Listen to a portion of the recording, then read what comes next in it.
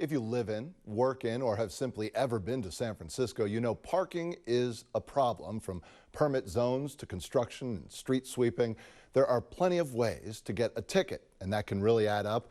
But now one couple, fed up with the fines, is taking matters into their own hands.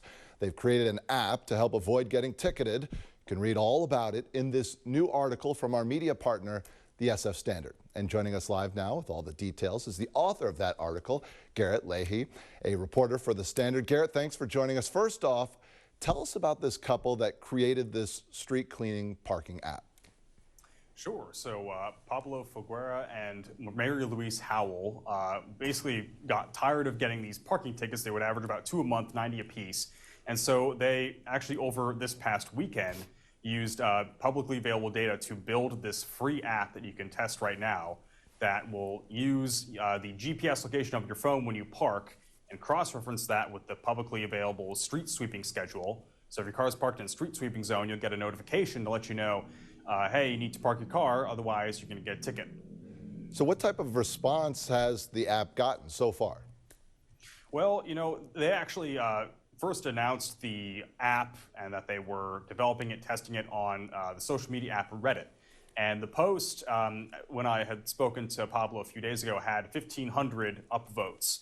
And I assume it's only gotten more. And then they've actually had a couple hundred people who've signed on to the beta program to test out the app for free. And they are trying to work out all the bugs and are expecting to actually launch the app on the App Store starting next week. You know, I love the idea of getting like an alert if you could get ticketed, if something's going to come up. But we're specifically talking cleaning here. What about the idea of parking meter locations? Yeah, so, you know, unfortunately, the app doesn't have that ability. It doesn't account for parking meters and loading zones. I'm unsure what Pablo's plans are for adding that functionality in. But one feature he is interested in doing, perhaps in a paid version of the app, would actually be to allow users to communicate with each other and let them know when they vacated a parking spot.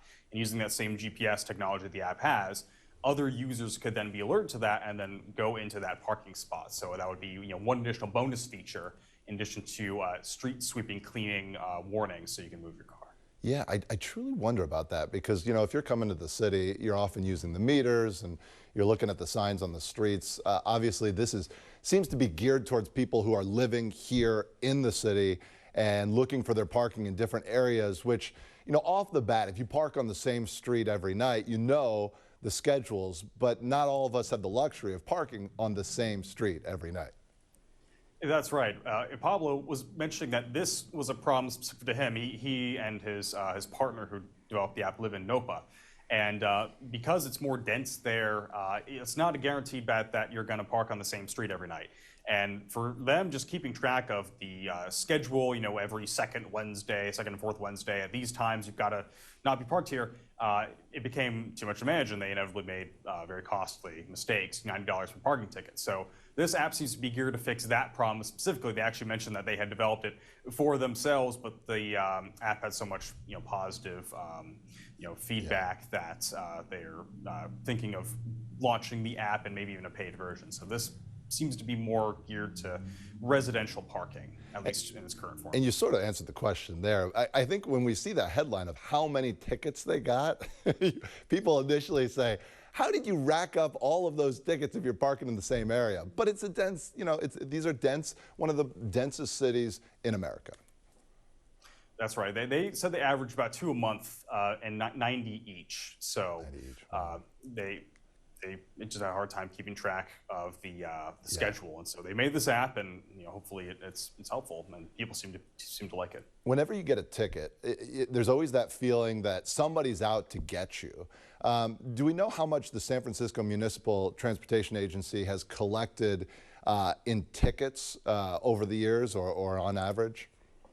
Yeah, so they actually use that parking ticket revenue to fund their general operations. And just since 2021, they've actually collected over $200 million in parking fee revenue to fund their general operations. So these parking tickets, painful for us, but they are a big moneymaker for the SFMTA. It's somewhat fascinating because I know at one point there was an idea of extending parking meter times too, and there was somewhat of a backlash. So when you talk about parking tickets, it's something that really grabs people. Yeah, definitely. Well, it's one of those things where we've all experienced it, and it's just one of those things that's very, very painful. They have to pay the parking meter, but in the times I've gotten, I always just tell myself that it's helping to fund the SMTA, helping to fund public transit, road maintenance, all that. It's always nice to see when you know the people who created an app like this, like Pablo and Mary Louise. It creates a sense of community there. Are they looking to expand to any other cities, and could that happen soon?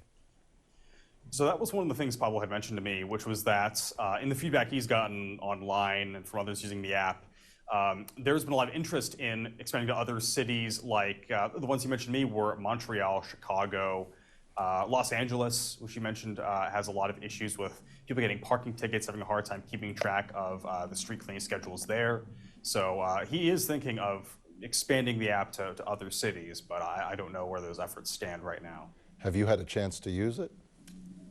I actually haven't had the chance to use it, I'm afraid. I did sign up for the beta, but luckily I live in a neighborhood where I do tend to be able to park on the same street every night because it's low density enough. Yeah. But this would be especially helpful for those who don't have that luxury. And I know Pablo mentioned he has actually had a lot of users from all over the city, but he's also had a lot of users in places like the Mission, which can be very, very difficult to find parking over there because it's so dense. Wonderful. Garrett, we could keep talking. I appreciate that. Thank you. Always a pleasure to have you as a guest on our show. Likewise, thank you. You can check out Garrett's story and more of the San Francisco Standard's other original reporting on their website, sfstandard.com. Stay with us.